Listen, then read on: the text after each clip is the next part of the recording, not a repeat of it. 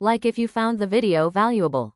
It was 11:47 p.m. when Michael boarded the last bus headed to Hollow Creek, a small, forgotten town tucked deep into the mountains. He had never heard of it before, but the name was printed in faded letters on the bus schedule, and it was the only route still running that night. The driver, an old man with a face like crumpled paper, didn't ask for a ticket, just nodded and motioned to the back. Only 3 other passengers were on board. None of them looked up. Michael took a seat near the back, trying not to stare at the woman 2 rows ahead who kept mumbling to herself. He opened his phone, no signal. Not even Wi-Fi. He glanced out the window, but the city lights quickly vanished into a wall of black trees and fog. The bus moved steadily through winding roads, deeper into nowhere. An hour passed, then 2. No one got off. Around 2:30 a.m., the bus suddenly screeched to a halt. Michael jolted forward. The driver didn't speak, just opened the door. Standing by the roadside was a tall man in a black coat, soaked from the rain. He climbed on without a word and sat across from Michael. His skin was pale, almost translucent, and his eyes, vacant. Like looking through smoked glass. Michael shifted uncomfortably. "Late ride," he muttered, trying to break the silence.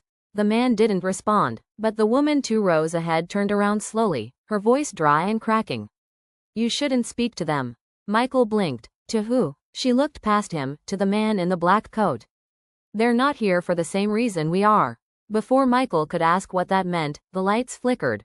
And then went out. Complete blackness. When they flickered back on, the man was gone. No sound, no movement. Just vanished. Michael stood. Where did he go? No one answered. Then he noticed, there was now 1 less row of seats behind him. As if the bus itself had shortened.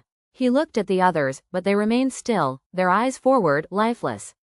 The woman turned again. Every stop, the bus takes 1. Sometimes a passenger. Sometimes a piece of the road. Sometimes more. Michael felt a cold knot tighten in his gut. What do you mean, takes 1? Takes them where? She didn't blink. Wherever the road ends. He rushed to the front. "Stop the bus. Let me off." The driver didn't move. His eyes were glassy, locked on the dark road ahead. Michael tried the door, it wouldn't open. He pounded the glass. Nothing. Suddenly, a whisper echoed through the bus. It came from beneath the seats. He dropped to his knees, peering into the shadows. Dozens of hands, pale, twisted, reaching upward. He scrambled back just as one hand swiped the hem of his jacket.